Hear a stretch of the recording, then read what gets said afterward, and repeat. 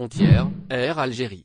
Vers une hausse du nombre de vols, la réouverture partielle des frontières algériennes a entamé sa troisième semaine. La reprise des vols a été progressive. Elle a commencé par 6 vols hebdomadaires de la compagnie nationale Air Algérie et s'est enrichie au fur et à mesure par les offres des compagnies aériennes étrangères. À l'heure actuelle, une quinzaine de vols commerciaux des différentes compagnies aériennes, dont Air Algérie, sont au programme.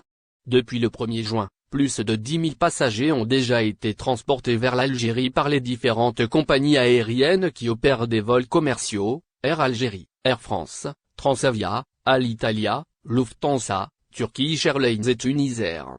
Tous les passagers ont été placés en confinement obligatoire de 5 jours dans la vingtaine d'hôtels réquisitionnés, dans le centre, l'est et l'ouest du pays.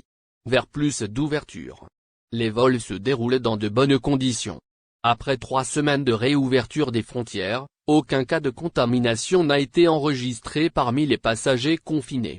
Sur le plan sanitaire global, les contaminations en Algérie restent stables, entre 300 et 380 nouveaux cas par jour. La reprise des vols n'a donc pas provoqué une hausse des contaminations. Une première étape assez réussie qui pourrait inciter les autorités à penser à plus d'ouverture. Dans ce contexte, on évoque désormais une accélération du programme. Selon Eshuruk News, de nouvelles destinations pourraient être ajoutées dans les prochains jours qui verraient également, selon la même source, la reprise du transport maritime des voyageurs. Selon nos informations, Air Algérie pourrait, en effet, être autorisée à reprendre ses vols commerciaux vers Montréal, l'une de ses destinations les plus rentables. Le pavillon national songerait également à relancer quelques destinations en Europe, en France notamment.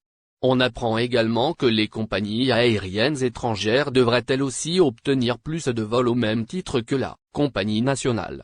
Cependant, les autorités n'ont encore rien décidé à ce sujet.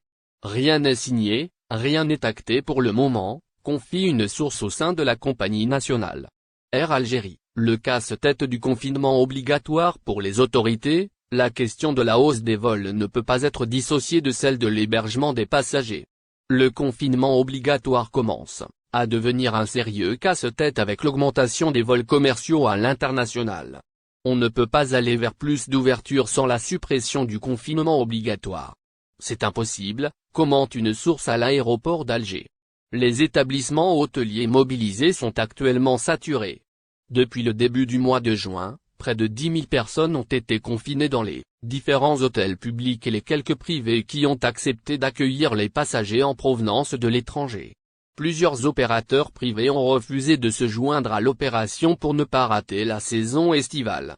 Le prix du confinement fixé à 33 000 dinars par les autorités n'aurait pas intéressé ces opérateurs privés qui ne se voyaient pas offrir une pension complète à 6 600 dinars la journée. Les compagnies aériennes étrangères ont également montré des réticences au sujet du confinement obligatoire. Les compagnies françaises ont été les premières à refuser d'inclure le prix du pack confinement sur les prix de leurs billets vers l'Algérie. Les passagers d'Air France et Transavia arrivés mercredi 16 juin en Algérie ont payé le confinement une fois à l'hôtel pour ceux qui avaient. Merci de vous abonner à la chaîne et n'oubliez pas d'aimer la vidéo et cliquer sur la cloche pour recevoir toutes les nouvelles.